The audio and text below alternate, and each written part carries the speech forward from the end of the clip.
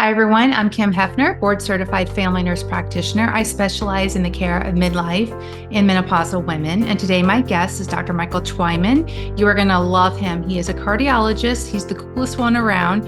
He specializes in integrative and functional medicine for cardiology, but also uses traditional cardiology as well. He mainly wants to get to the root cause of cardiovascular disease, and he uses biohacking tools and other really, really cool tools to get there. So welcome to the Midlife Wellness Podcast. You're going to love today's episode. Hi, Dr. Twyman. Welcome to the podcast. Thank you so much for being here. You're very welcome. Thank you for the opportunity. I'm excited to share with everybody the cool things that you do. So if we could just start there, what do you do? And who are you and what do you do? So I'm a board certified cardiologist. My practice is Apollo Cardiology in St. Louis, Missouri, and we help people not have heart attacks or strokes. So take an integrative functional medicine approach to really get to the root cause of people's cardiovascular concerns and really stop heart disease in its tracks. That is so awesome and so needed. What I love about you is that you still do traditional medicine. You're not opposed to it. You combine them. So, which is great because that's what's needed. When patients come to see you, what's the difference between a visit with a traditional cardiologist and a visit with you? What can they expect? And what are some of the different things that you do differently? So I, did my conventional training, and then, I've spent probably tens of thousands of dollars and hours in training myself in integrative functional cardiology. And then in the past few years, added kind of the biohacking and then the quantumology information as well. And so I can still do traditional cardiology when needed.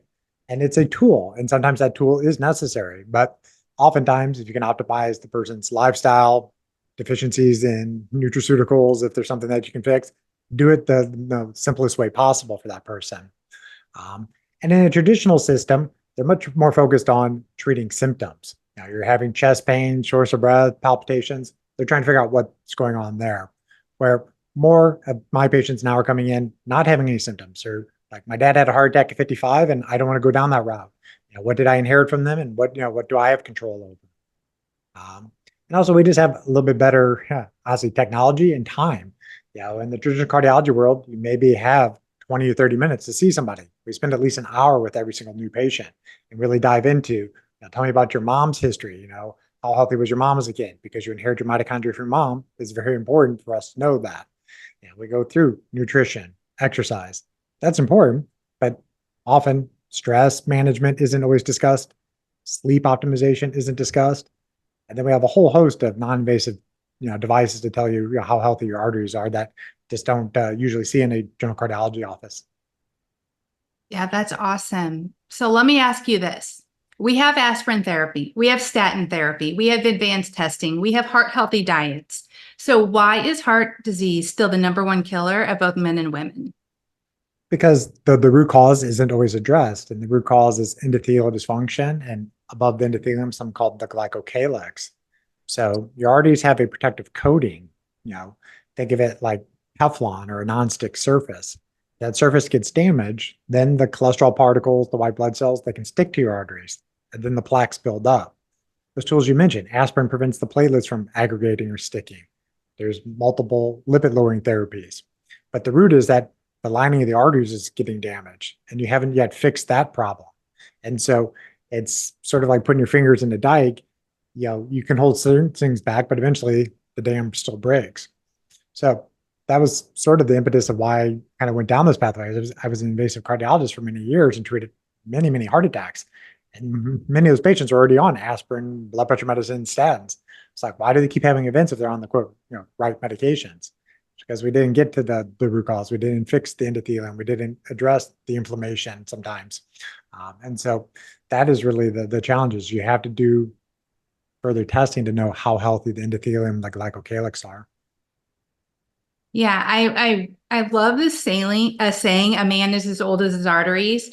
And that sticks with me when I'm evaluating patients too, especially women in the menopausal years, because I'm always thinking about, the vessels leading to their heart. So And that's one of the reasons I started following you actually, is because you have that similar viewpoint and all of like looking at all these other ways of detecting heart disease.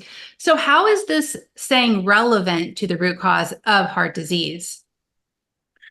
Looking at these testing. Mhm. So, the saying that a man is as old as his arteries, that was from a physician in the 1600s. They were recognizing that, if you didn't take care of your arteries, you didn't have longevity. And obviously, longevity is a buzzword right now. But Mhm. the key is, you know, you can be very healthy on the outside. You can exercise routinely. You can eat a healthy Mediterranean diet. You can still have significant vascular disease because you have high lipoprotein little a, you have high homocysteine. Now, there's up to 400 different risk factors that can damage your arteries.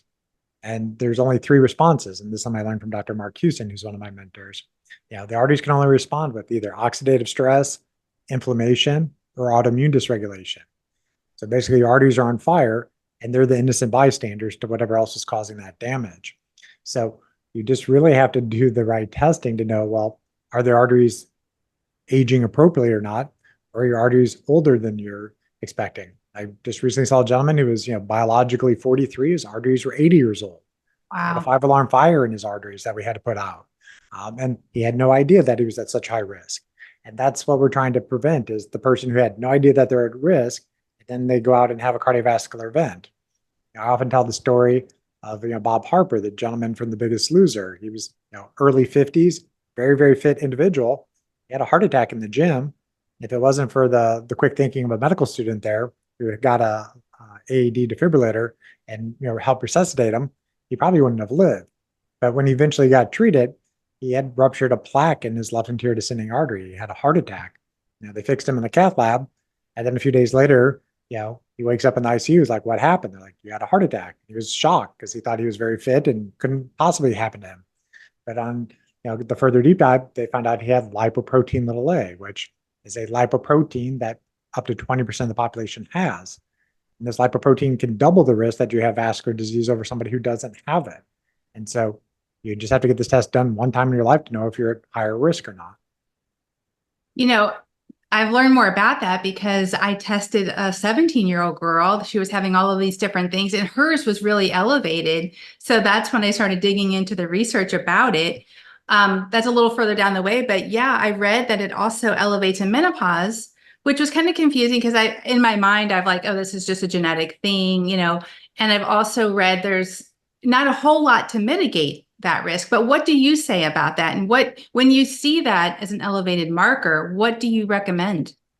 Sure. And to answer the one question, the reason you see it going up in menopause is the estrogen's dropping. Estrogen is cardioprotective and will suppress LPLA. Now, there's many reasons people may be on hormone replacement therapy. And, I'm not opposed to women being on it, but that is not an indication to start estrogen therapy. It's just high LPLA. Right now, there are not great pharmaceutical options at lowering LPLA. There's drugs in development. One class of them is called the antisense oligonucleotides. This class of medication basically goes to the liver and shuts off the protein from being made in the liver, so you can't make the LPLA particles. It's going to be very effective at lowering LPA, but they're currently doing trials to figure out, are people having less events, heart attacks, strokes, stents, bypass, death, the things that really matter to patients. Mhm. But you first check to see, do you have high levels of lipoprotein A? Second, there's some lab tests you can look at that say, is LPLA likely contributing to some issues to the arteries? There's an inflammatory marker called LPPLA2. If that's elevated, your arteries are on fire. Mhm. If you have high oxidized LDL or oxidized phospholipid ApoB, your cholesterol particles are getting damaged and modified. Those get transported through these LPLA particles. And then there's a newer lab that I'm checking people called interleukin 6. Interleukin 6 was very high when people would have COVID. The spike proteins would damage the gel coat, the glycocalyx of the artery, and then the IL-6 levels would be very high. But high levels of IL-6 is a marker that the glycocalyx is inflamed.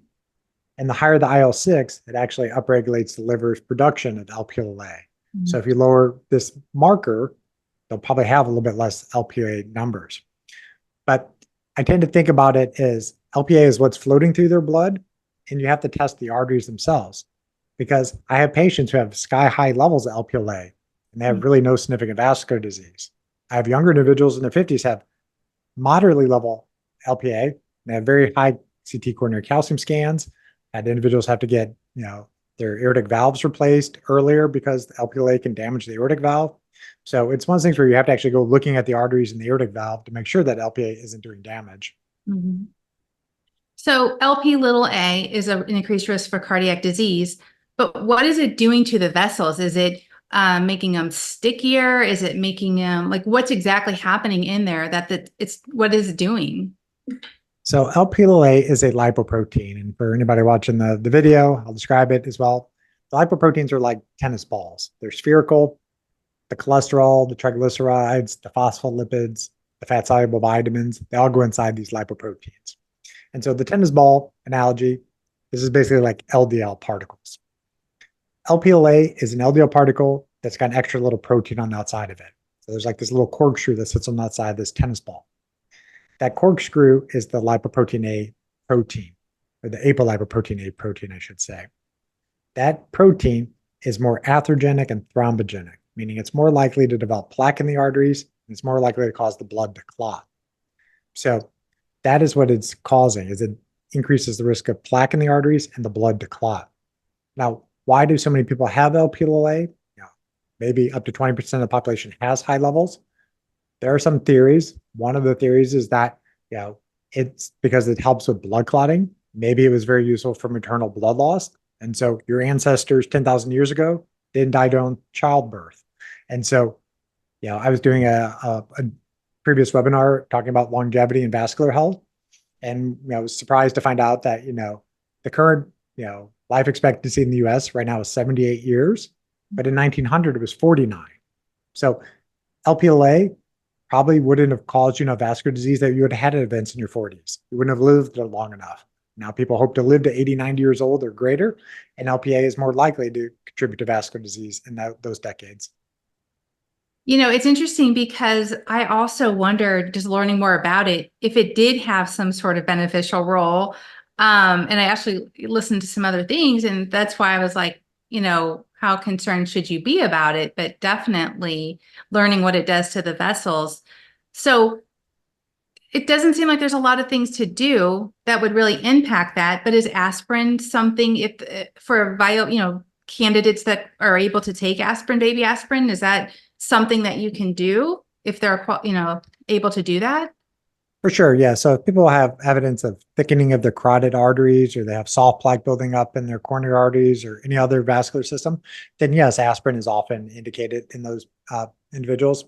But if it was like a 8-year-old girl with Lp(a), would you start aspirin in an 8-year-old? I don't know. The data would be beneficial. I think the risk of gastric ulcers would probably outweigh the risk of, I would say, the benefit of cutting down on atherosclerotic or thrombotic events. So it has to be individualized to the patient, but somebody over the age of 40, probably aspirin would probably be a reasonable option as long as they're not high risk of bleeding. When you talk about inflammation, I think patients often don't really understand how that can be a root cause of heart disease. Do you mind just talking a little bit about what exactly inflammation is doing and how, that process is happening and contributing to heart health? So I usually describe inflammation as something that is beneficial, but when it's chronic, that's when it becomes maladaptive. So if you have an infection, you want your immune system to ramp up, fight off the infection, and then turn back down. Or think of, if you sprain your ankle is going to turn red, swollen, it'll be painful. That's inflammation healing that injury. But you have nearly 60,000 miles of blood vessels.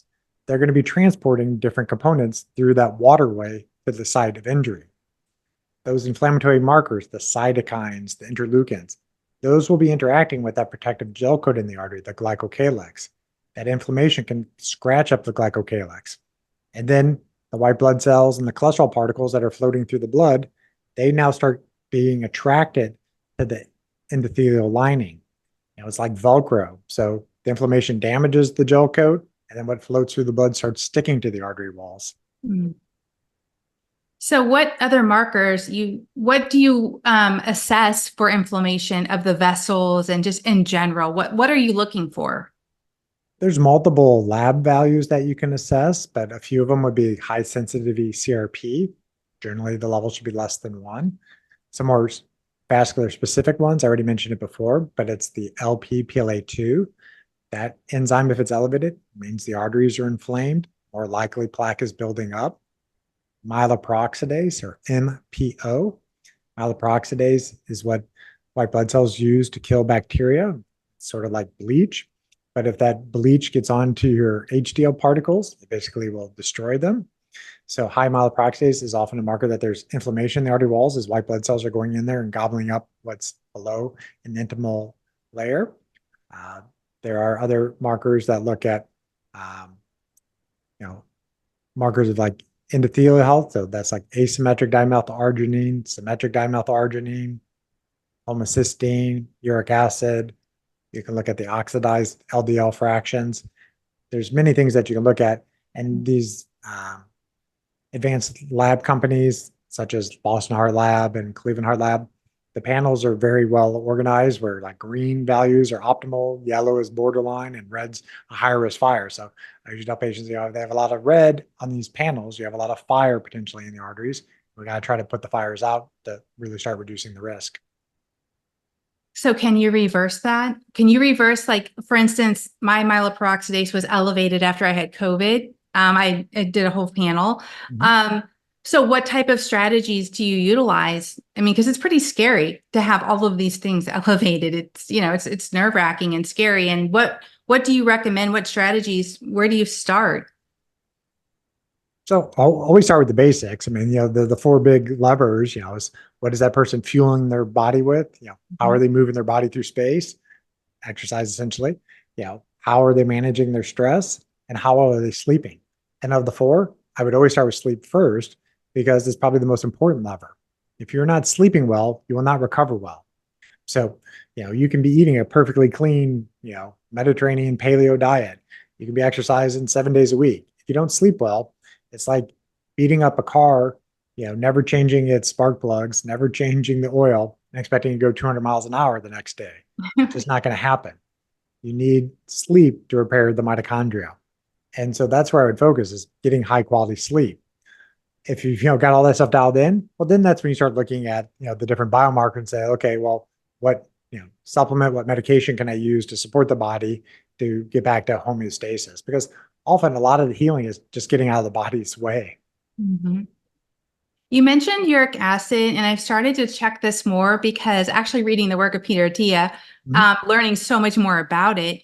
It seems like it can be really looked at beyond gout. People think about it as gout. Why is this marker so important, and what picture is it giving us on what lifestyle things we're doing?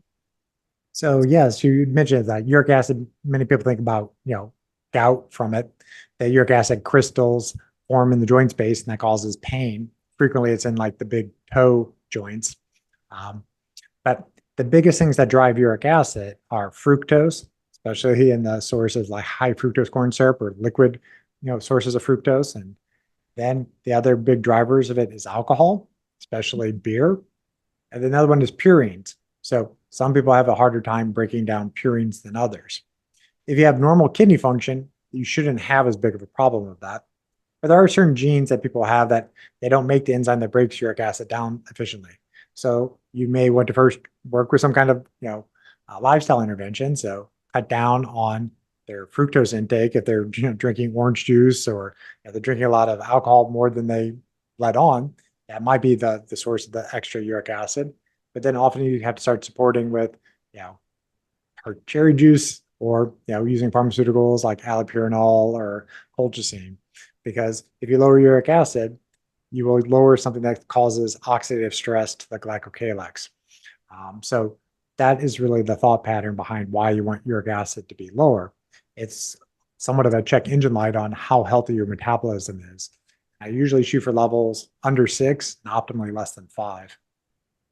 So you are comfortable using medications. I even read like doing a low dose of colchicine can be utilized for that, mitigating uric acid. But what about supplements? Is there anything else? I know like orthomolecular has a supplement. Could that be something that you try prior to medication? Or does that just depend on the level? I think it would depend on the level and also on their symptomatology of anything. Like if they're already having gout flares, you're probably going to use the bigger guns. If it's just asymptomatic, mildly elevated uric acid, and you've already tried the lifestyle interventions to make it try to come down and it doesn't, then I think it's possibly reasonable to use some of the supplementation. But I don't usually have many patients in that category. Oh, you usually have them higher. Yeah, they're usually higher. They're coming to you. They're up. Let's talk about ApoB. We've been hearing a lot more about that. In my mind, and this could be wrong, I think about things like this. If I can fix the inflammation, if I can keep insulin low, if I can take care of ApoB, I fix a lot. What do you think about that? Talk about ApoB and why is this a reflection of one's diet? What can we do about it? So apolipoprotein B, or ApoB as in like beta for short, is the lab value that you can look at that encompasses all the lipoproteins that could injure your arteries. So back to the tennis ball analogy. So the tennis ball is the lipoprotein, the lipid protein carrier. They're spherical. But wrapping the tennis ball is a white stripe. That white stripe is this, analogous to the ApoB protein. It's a structural protein, so it holds this thing together in the sphere. And ApoB is also a ligand. Basically, it's like a key that then fits into a lock. So apolipoprotein B is on the outside of your LDL particles, your VLDL particles, your ILDL particles, and LPLA particles if you have high levels of LPLA. The lion's share of the ApoB is on the outside of the LDL particles. So particles predict risk. The more particles you have floating around in your blood vessels, the more interactions they potentially have with the glycocalyx. So it's a shots on goal type of analogy. So if you already have evidence that the lipoproteins are getting into your artery wall and you have plaque, you're going to want to lower your lipoprotein burden.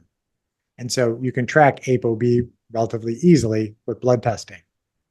So generally, the 20th percentile ApoB is 70, 70.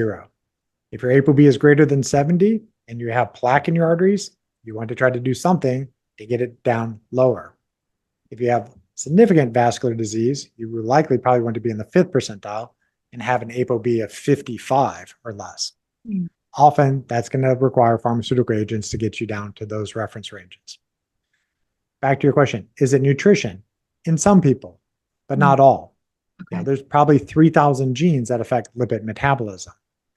The two biggest leverage you can pull on from nutrition is that the person is insulin resistant or pre-diabetic, and they have evidence that they have high triglycerides, low HDL. Okay, then there may be some strategy of lowering their carbohydrate load, increasing their resistance training, and trying to get the insulin resistance reversed.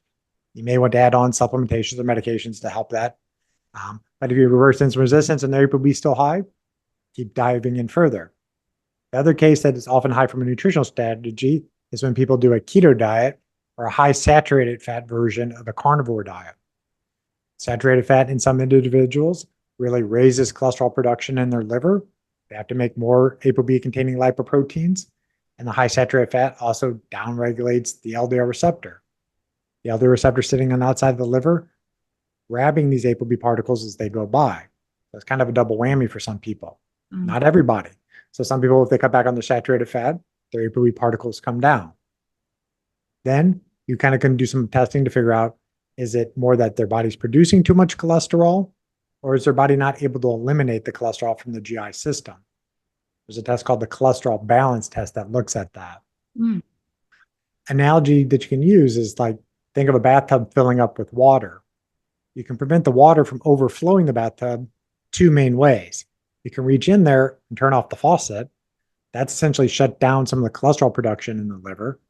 That would be like utilizing a statin or bempedoic acid or the supplements bergamot or red yeast rice. Make less cholesterol, make less lipoproteins. But the other analogy could be that, is the drain plugged up? There's supplements that would need to be used or medications to open up the drain so that the water / cholesterol gets into your GI system and it's eliminated from the body. Because that's the only way cholesterol leaves the body is through the GI system. So sometimes you have to pull on one or other lever. Sometimes you got to pull on both of those levers. So we mentioned statins, and I was going to ask you about that. They're often demonized, but it seems they do have a role, and they're still beneficial for some people. Can you talk a little bit about that? Because you have patients, I'm sure, that are like, there is no way I'm taking a statin. I've heard terrible things. I had a person on Twitter list all of the diseases the other day that a statin will cause, liver failure, you name it. So just touch on statins a little bit. Who would benefit from a statin? And the other question I have is, for people that are afraid to take them or they don't tolerate them, could they still be beneficial taking it maybe 1 or 2 times a week as opposed to every single day? Those are great questions, and that's definitely the bread and butter questions I get on my own social media and when I'm working with patients, one-on-one. Yeah, I often start off with that statins are tools, and you have to use the right tool for the right job. So I don't think statins should be in the water and everybody be taking them, and I don't think they're poison that everybody should be running from. But there are certain people that will have more benefit than others. There's really no doubt, even in the general cardiology world, that secondary prevention, people will benefit. So if you already had a heart attack, stroke, stents, bypass, statins will significantly reduce your risk of having another event. No questions asked. Where the gray zone comes in sometimes is primary prevention. You have, quote, high cholesterol. Does statin reduce your risk? It will sort of depend on what else is going on with the vascular system. So I will often use this advanced testing to try to figure out, is this person going to likely tolerate the statin therapy? So the major side effects of statins generally are muscle related: muscle pain, weakness, fatigue, and extremely rare muscle death, or what's known as rhabdomyolysis. I've been practicing for over 20 years. I've never seen a case of rhabdomyolysis from statins. I was a physician in the military for a while. I saw a lot of rhabdomyolysis from people exercising, getting heat stroke. It does not happen often with statins. I believe the literature is 1 in 10,000 cases, maybe even higher than that. But the muscle symptoms are real, and it may be more than the 5 to 10% of the population that in the clinical trials that they report. So I always tell people, we're not going to know how you respond until you try something. But the people who tend to have less issues with muscle symptoms will be an ApoE3 or 2 carrier. The ApoE4s tend to have more issues. There's another gene called SLCO1B1. It's a statin myopathy gene. If you have that gene, you probably should not be on high doses of statins, or maybe you could do the intermittent dosing. I'll talk about that in a second. Then things that also cause muscle symptoms: low vitamin D, low CoQ10, hypothyroidism. If you have those and you throw a statin on board, people tend to have more muscle symptoms. So I always want to make sure people are optimized for initiating the treatment. The other thing is I talked about the cholesterol balance test. Now, this is not going to be in guidelines, but it's just the art and science of medicine, is that if you're a hyper producer of sterols, you'll probably be a hyper responder to being on a statin. But if you're a hyper absorber of sterols, where basically the cholesterol is not leaving the body, statins won't work nearly as efficiently. That's the case where you'd use ezetimibe to block the cholesterol from being reabsorbed. Now, there are certain people that can't tolerate statins daily at moderate to high doses. So what do you do for these people? Well, sometimes you can get away with using some of the statins twice a week at low doses. Often you won't be able to do just monotherapy with them. You'll have to add ezetimibe or some other type of supplement to help support the body's clearance of the lipoproteins. But some statins sometimes is better than none, because there's other benefits than just lowering cholesterol. There's this anti-inflammatory lowering effect of statins. They can help stabilize plaques. So they can take the soft plaque that's more likely to rupture and cause a heart attack and turn them to be calcified and more solid. There's some effect where it may help with the endothelial function. So even if it's not going to get your cholesterol particles to goal, you may still be getting some other benefits from being on the lower doses, even if it's infrequently dosed.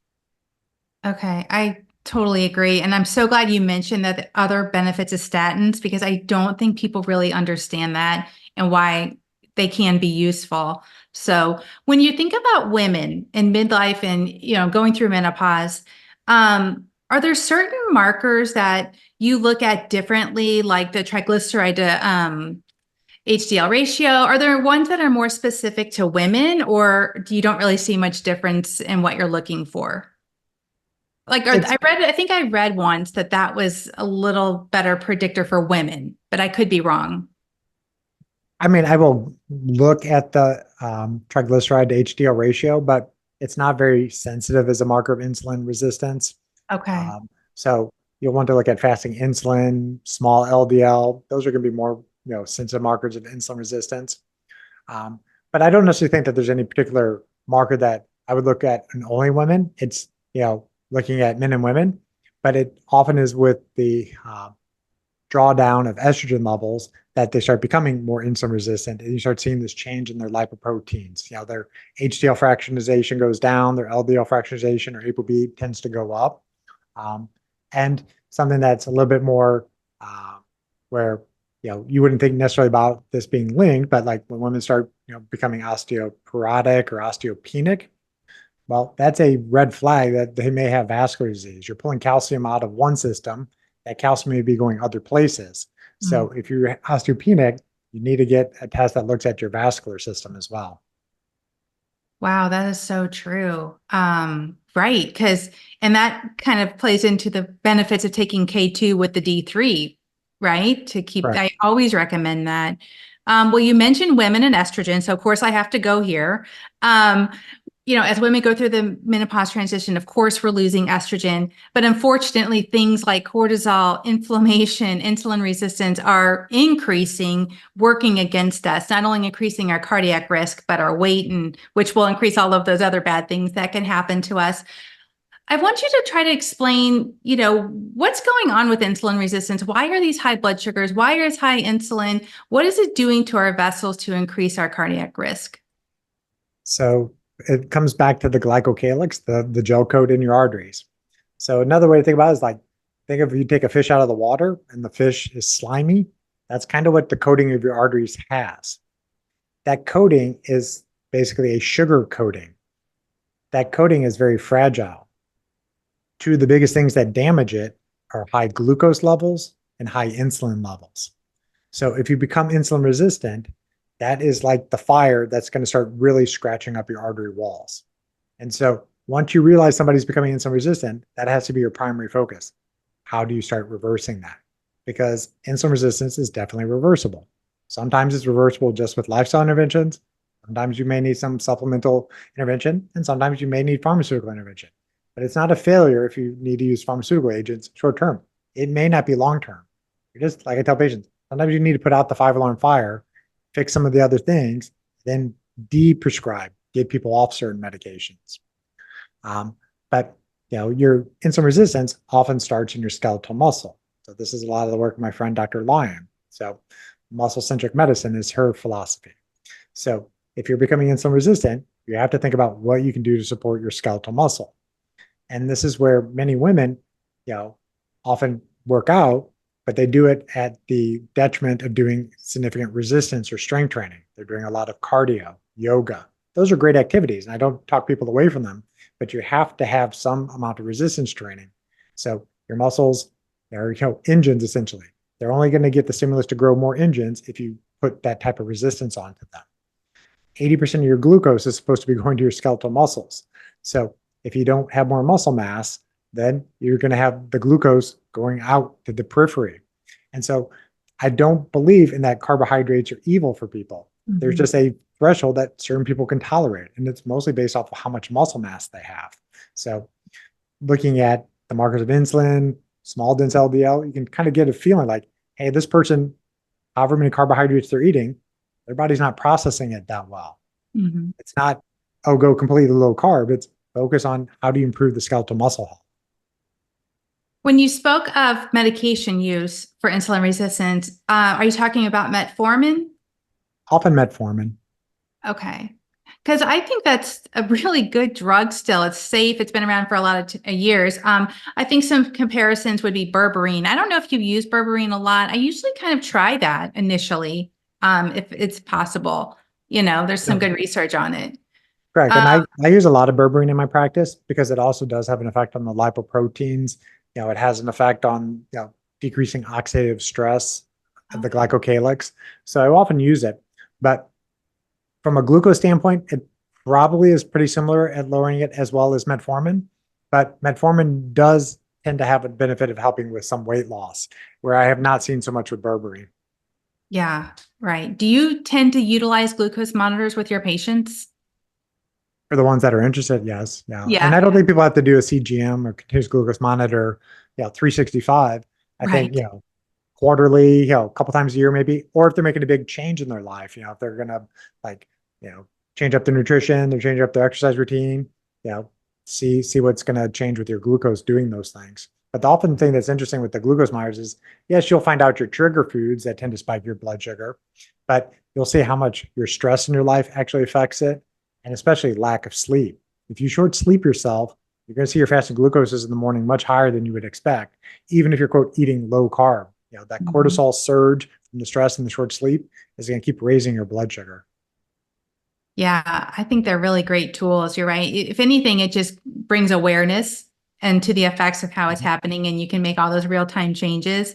So women tend to catch up with men for their heart disease risk, probably a little later, but I think around age 55, the risk starts increasing due to the drop of estrogen. Can you talk about the effects? What are the benefits of estrogen on our blood vessels? What's happening to our blood vessels as we start to lose estrogen?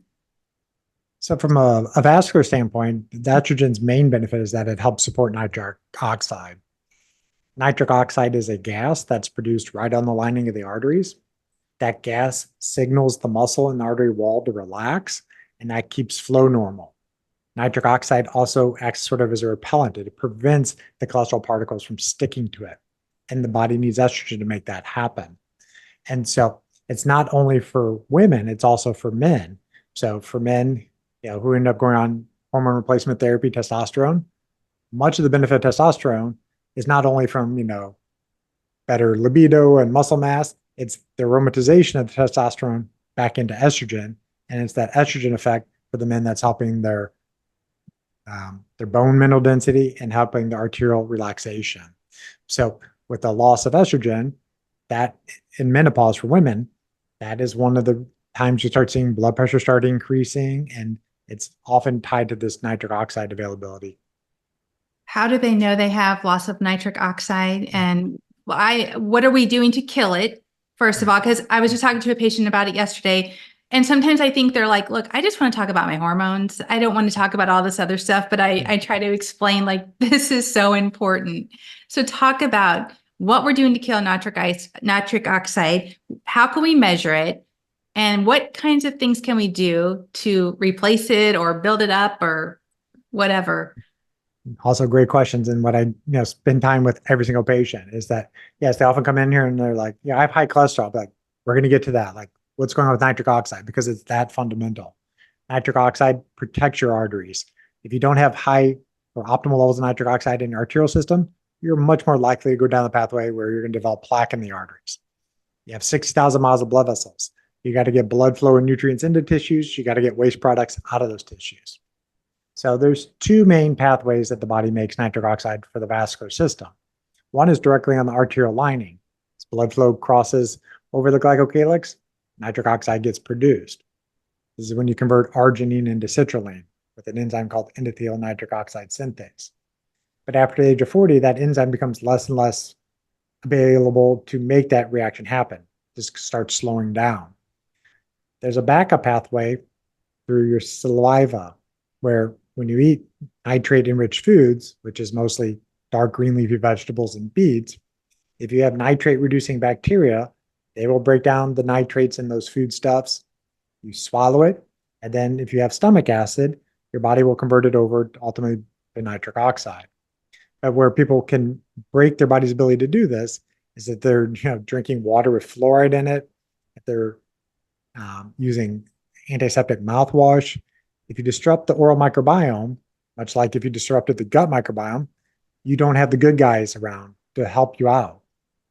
The other issue is that if you're taking a lot of acid blocking medications, the proton pump inhibitors, the H2 blockers, if you don't have stomach acid, you can't break down proteins. If you can't break down proteins, you can't make enzymes very efficiently. So, if you're on a acid blocking medicine, you need to talk to your doctor. Like, is this a long-term thing that I need to be on, or can I work on getting off of this? Because if you can't come off of it, you're often going to need to support the body's ability to make nitric oxide then. So that's the challenges. And then how do you test for it?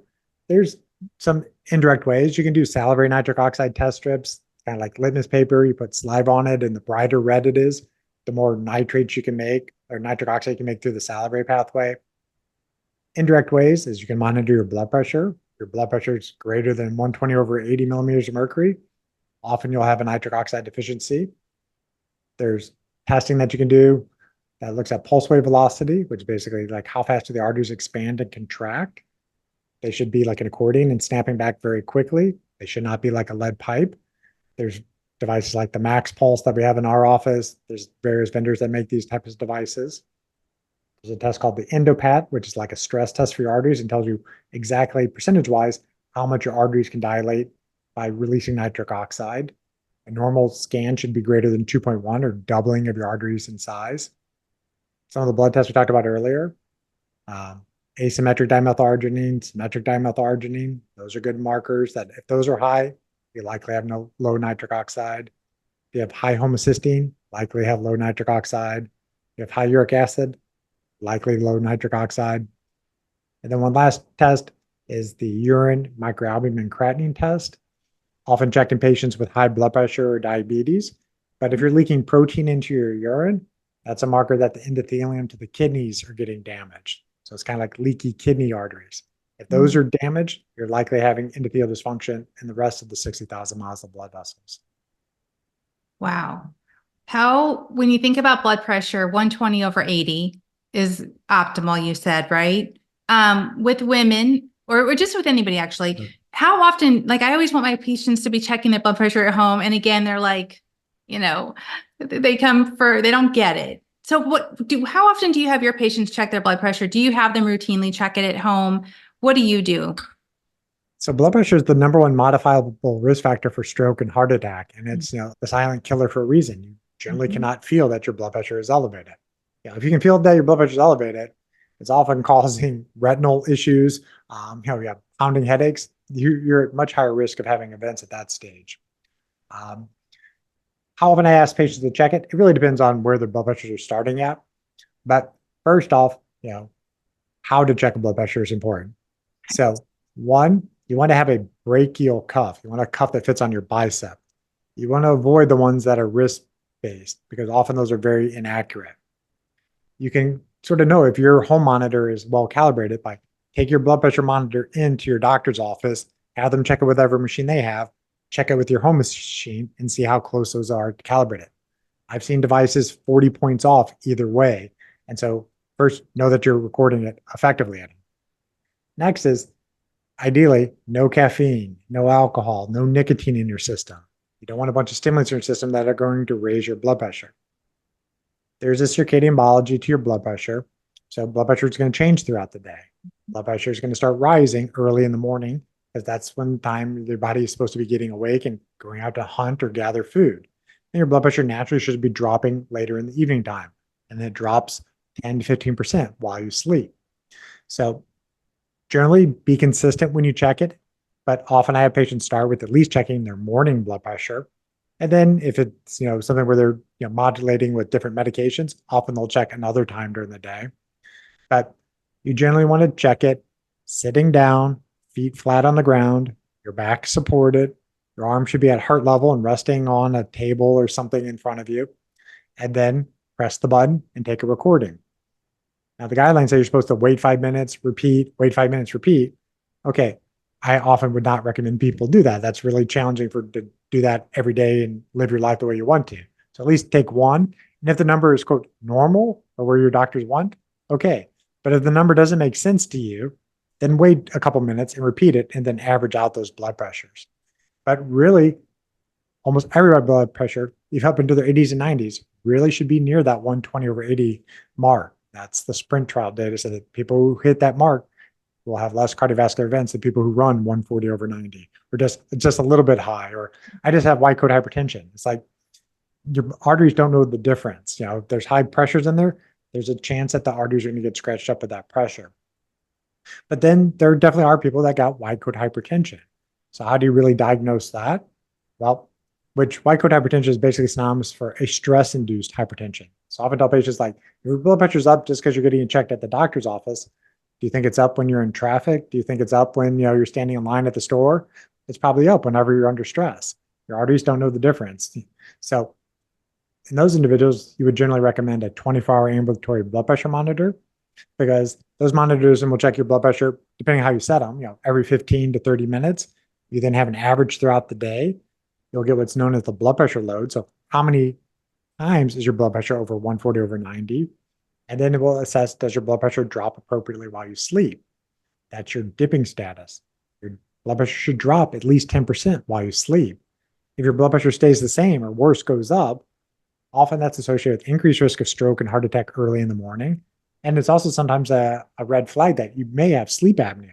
And that's why your blood pressure is so high. So sleep apnea and hypertension are very closely linked. So if you have high blood pressure and you don't have a reason why, you probably want to get a sleep study to make sure it's not sleep apnea driving it. And you do not need to be obese to have sleep apnea. I recently went through an evaluation for myself. Yeah, I sleep very, very well. I have, 99th percentile sleep, according to my trackers, and my brain's working exactly the way I want. I was like, I want to know what my patients go through. And when I was talking to the sleep specialist, they was talking about like people who've had dental work as a kid. I had some teeth extraction for braces. Their oral pharynx is narrower. And so they're more likely to have some snoring, and they may have some mild apnea, even though they don't have a big neck, even though they're not overweight. So, just because you don't think that you have sleep apnea, well, if you have high inflammation, high blood pressure, you have heart rhythm issues, you probably still want to get a sleep study. Yeah, that is so interesting. Yeah, it's so important. I mean, that's a huge risk factor for sure. And now I think, I mean, they can do it at home. I think. I don't Correct. know if it's maybe it's as accurate. I guess they're doing it Most at of the home, time it is. Yeah. yeah, For which sleep is apnea. Yeah. awesome. Because I don't know if I could sleep in the lab. I don't know that I could. I don't know how Correct. accurate it would be. Yeah. Well, we talked about cortisol. It does seem to tend to raise as we go through menopause, unfortunately. We talked a little bit about stress, but a lot of people are under stress. Talk about that with the effects on the cardiovascular system, because it's a big focus, but what can we do? We all have stress. And I feel I'm seeing a lot of people that just don't think that they can do anything about it. Correct. I mean, there's reports that like 80% of doctors' office visits are due to either acute or chronic stress. So stress is ubiquitous. You know, it is normal. It's what allowed us to survive as a species. You know, you can kind of break it down into physical and mental stress.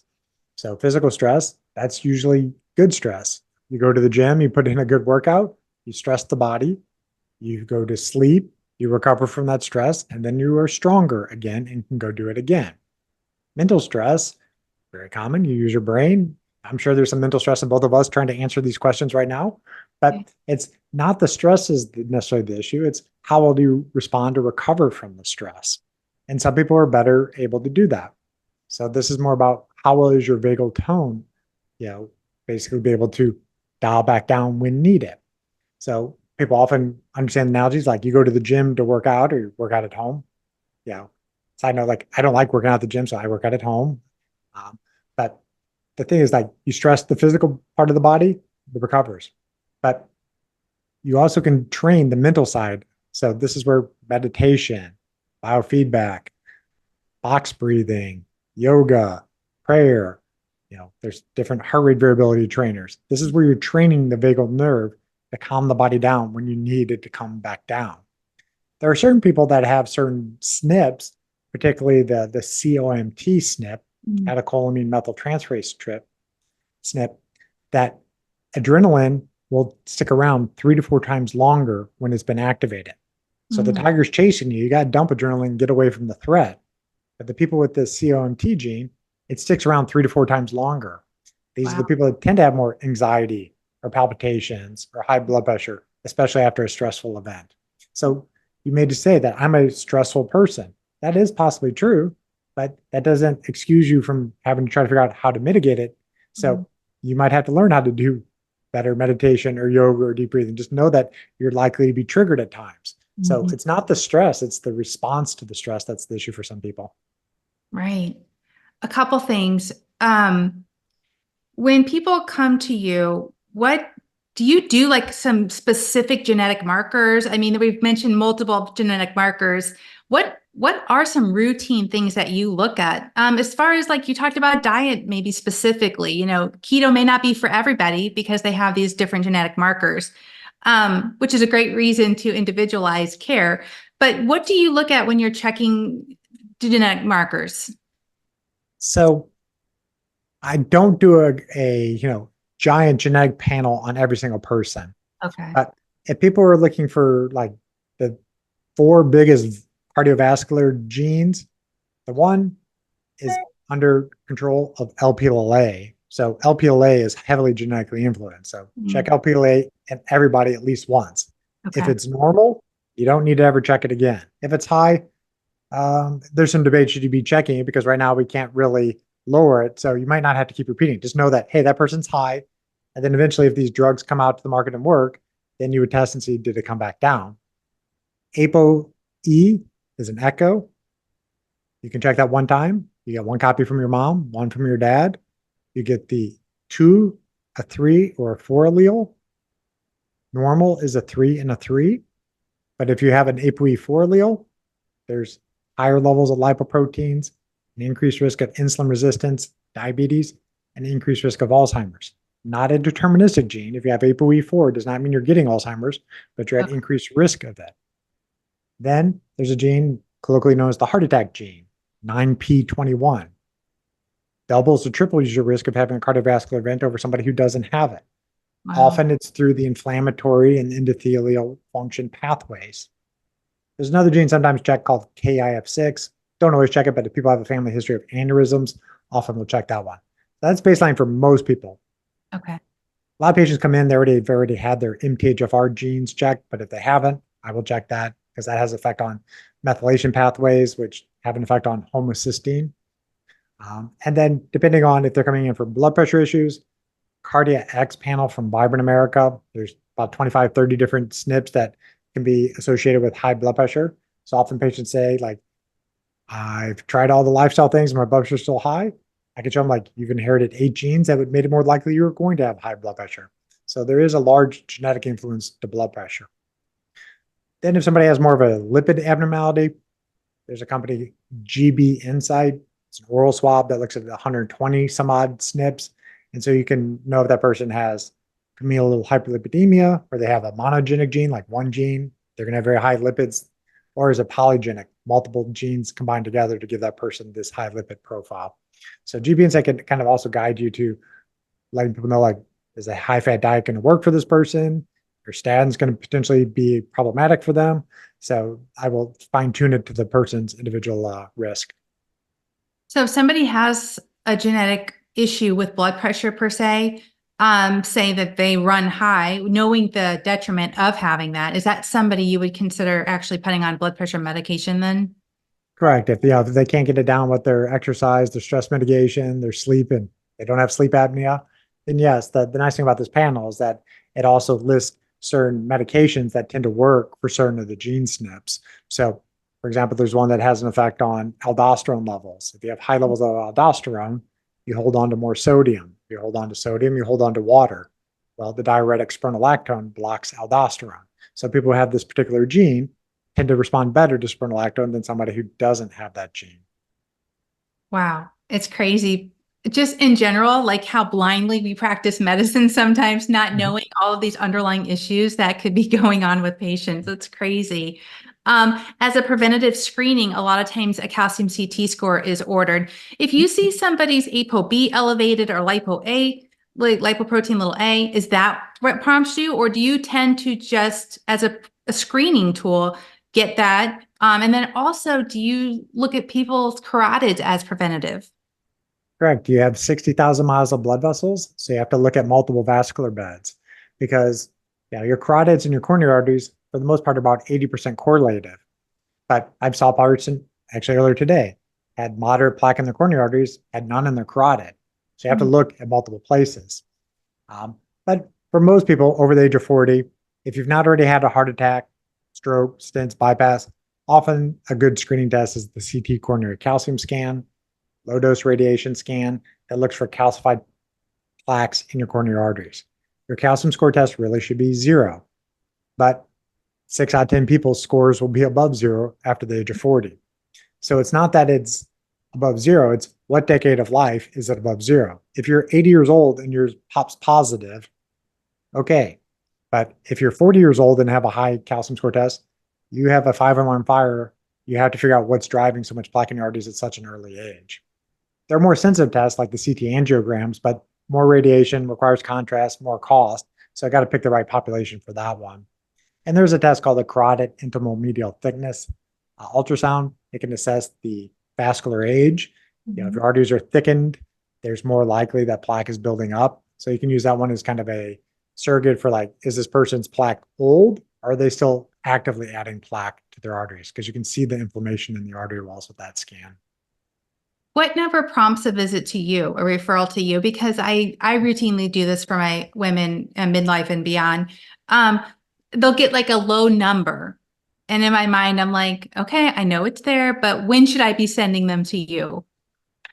That's an individualized question, but because I think almost everybody should do this type of testing. They don't all necessarily have to come see me, but Right. if your score is 0, it's a good starting point. Okay. But I still wouldn't leave an ApoB of 150 and say like, well, my calcium score is 0. I don't have plaque, because the test doesn't see the soft plaque that can still be building up. So if Okay. you do a CT angio and it's low risk, then maybe you might be able to leave the lipids a little bit higher for a longer period of time. But um, but I typically kind of break it down to the 3 categories. Like if the referring doctor is comfortable managing the ability to make nitric oxide optimal, can they get the inflammation under control? Can they lower ApoB to under 70? Then they don't necessarily need to refer into myself or a cardiologist. Okay. But if they're having trouble getting them to goal, or they're going to have to use pharmaceutical agents that maybe they're not used to, like the PCSK9 inhibitors or bempedoic acid, then it's reasonable to send them into an integrative functional cardiologist. Okay. We didn't really cover this yet, but supplementation for nitric oxide. I know Dr. Nathan Bryant, I've interviewed him. He's awesome. He has a supplement. Do you find them beneficial? Which supplements do you recommend? Actually, just in general, like for the heart, arterial cell, I think I've heard you mention before. What are some of the ones you like? So again, it's always going to be individualized to the patient, but those products that you're mentioning, those can definitely be helpful for uh, basically regenerating and supporting the endothelium. So if you're low in nitric oxide and it doesn't improve with nutrition, high nitrate diet, exercise, UVA sunlight exposure, then supplementation sometimes is reasonable. And there's different companies that make different nitric oxide lozenges. There's different capsules in some companies that make them, and I tend to use some various companies. There are some glycocalyx promoters. So the glycocalyx is a protective gel coat. These basically help regrow that gel coat if it's been injured. So one of those products is called Arterisol from a company called Calroy. So if people have evidence on testing that their endothelium and their glycocalyx is impaired, often we'll give those agents to help support them then figure out, what's abnormal in their blood test and, replace the deficiencies. So I don't think there's a cocktail that like every single person should be on fish oil or vitamin D or magnesium. It's individualized. But often there's supplements that will help support healthy ApoB levels, bergamot, berberine. But if those don't get you to the goals, then figure out what pharmaceutical agents might be useful for that individual. Are you comfortable with fish oil supplements? I mean, there's some controversy. I even read a recent study that high doses could lead to AFib. I don't know if you saw that. I'm sure you did. So now I feel like I'm just a little cautious, like, hey, let's keep it at, 2 or 4 grams a day. But what is your recommendation if the patient would benefit from fish oil?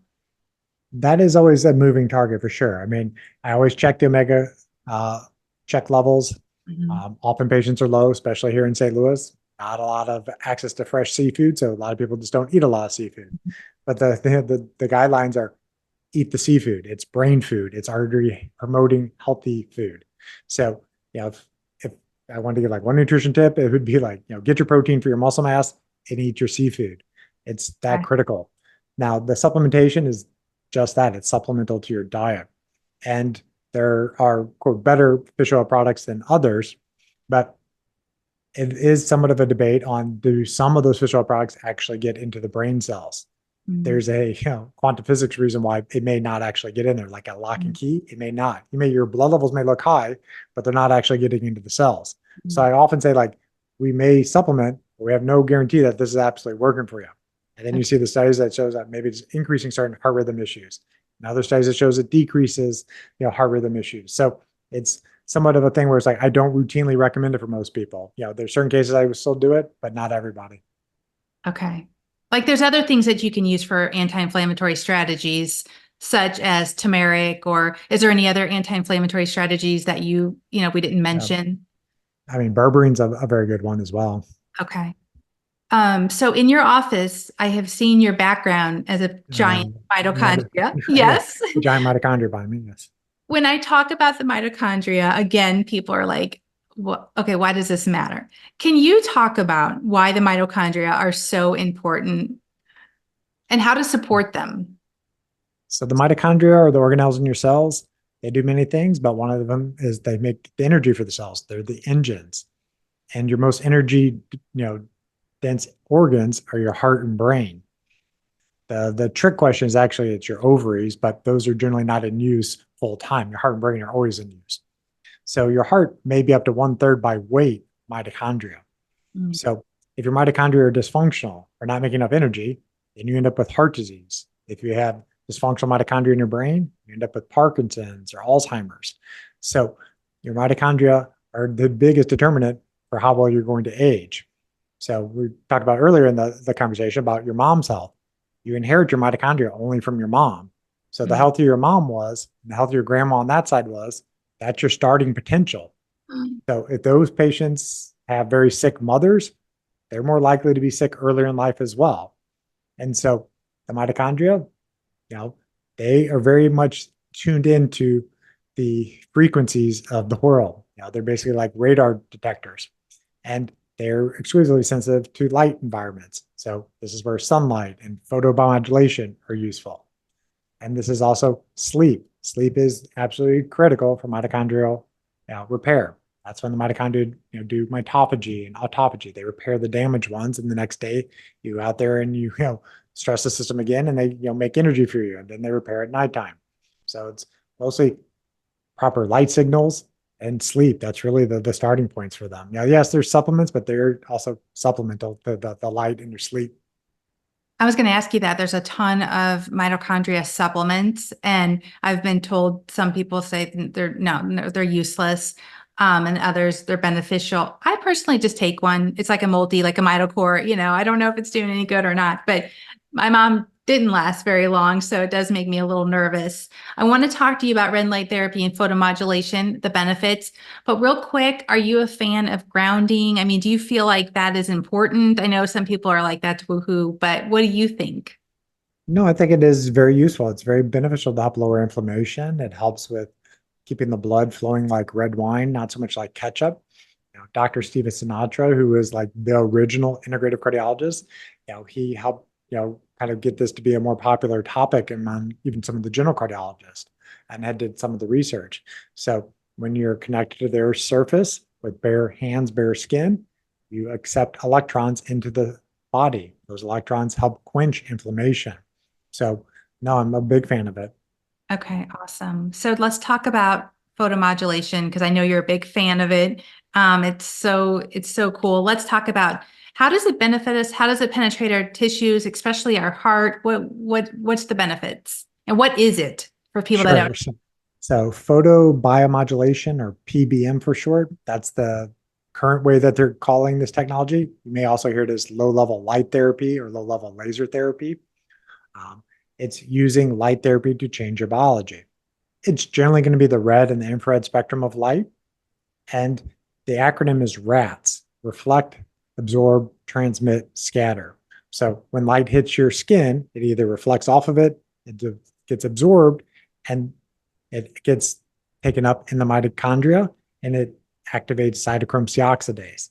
So it produces more electron flow through the mitochondria. It also liberates nitric oxide from the mitochondria, which then can dilate blood vessels. But sometimes the light, will scatter, and sometimes it goes straight through. But you're wanting to get it to be absorbed into the mitochondria where it will have action. Mm. The main use cases for it is for musculoskeletal injuries. Mm. Decreases inflammation, decreases swelling, it brings blood flow to the tissues, and it helps with collagen production. So wound healing occurs more favorably. Mm. So that's how most people utilize it. And there's, I believe, over 5,000 studies at this point on PubMed describing the benefits of photobiomodulation. But some of the other cases, from head to toe, there's laser caps that help with hair growth. There's face masks that help with collagen production and wrinkle reduction. There's oral devices for oral health.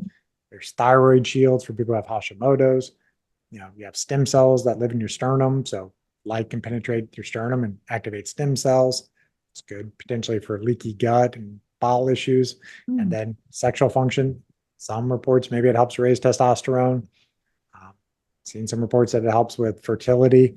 And then definitely musculoskeletal. So, below the waist and knees and ankles, they tend to benefit from photobiomodulation. So, big proponent of it. Have an 8-foot tall panel in my office to kind of educate patients on how it actually works, and they can experience a full body session if they're interested, and then send them home and give them some information if they're interested in, high quality products, point them in the right direction to better known vendors.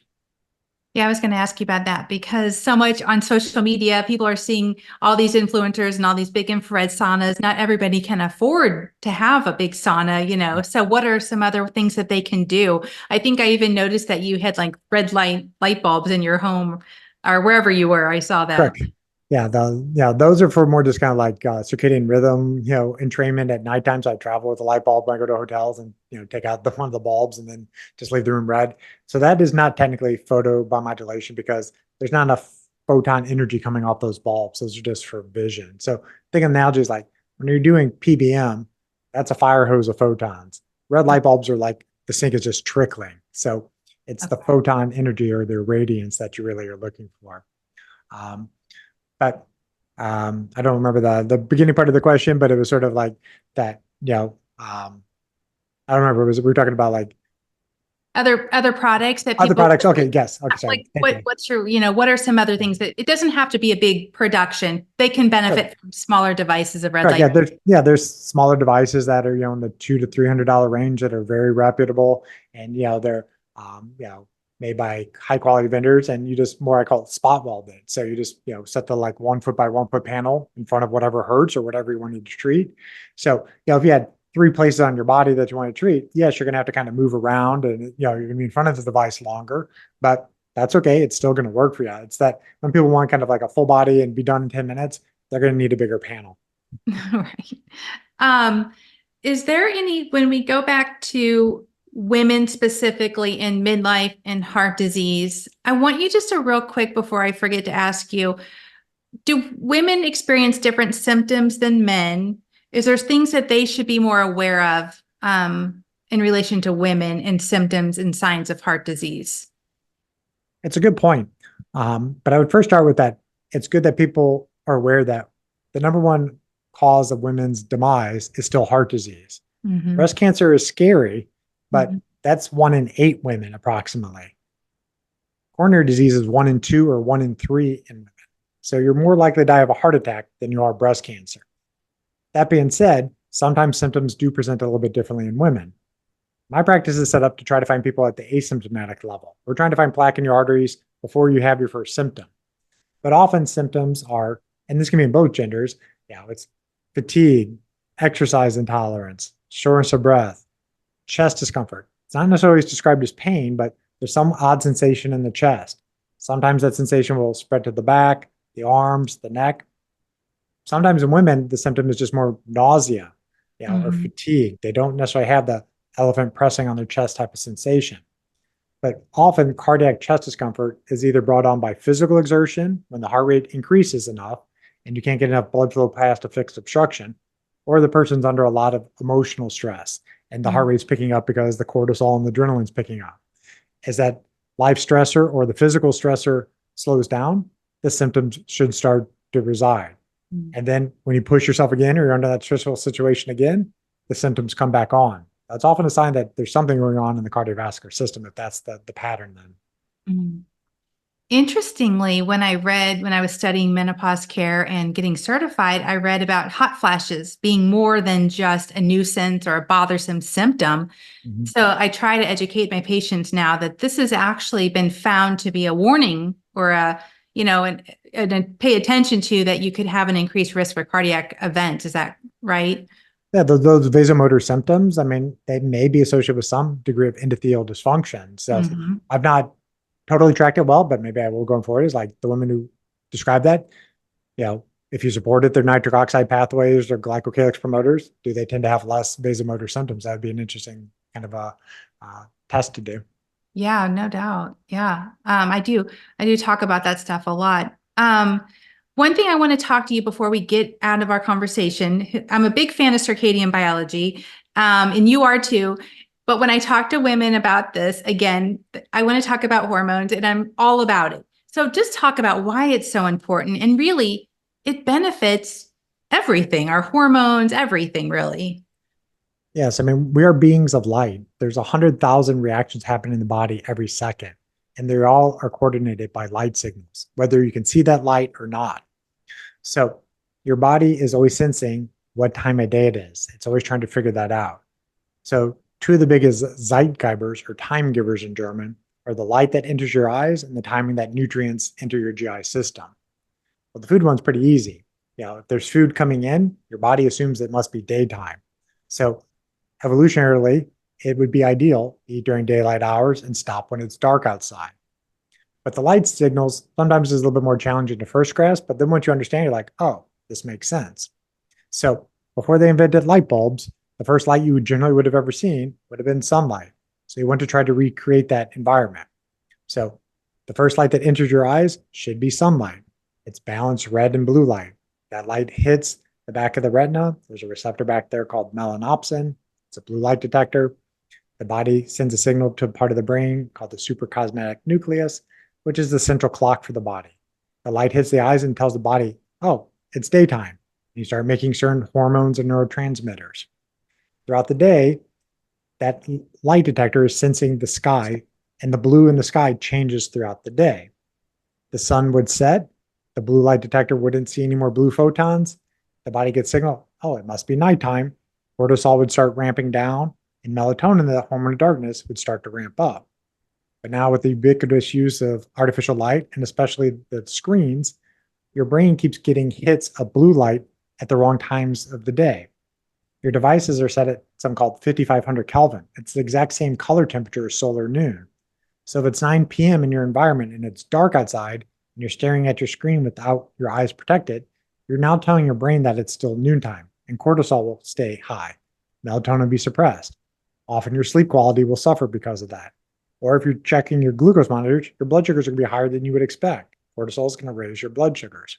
So your body is always craving what time of day it is. And so try to recreate the environment the best you can naturally.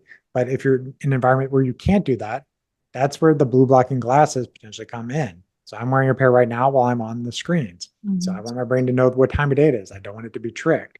So anytime I'm in front of screens, I have a pair of these glasses on.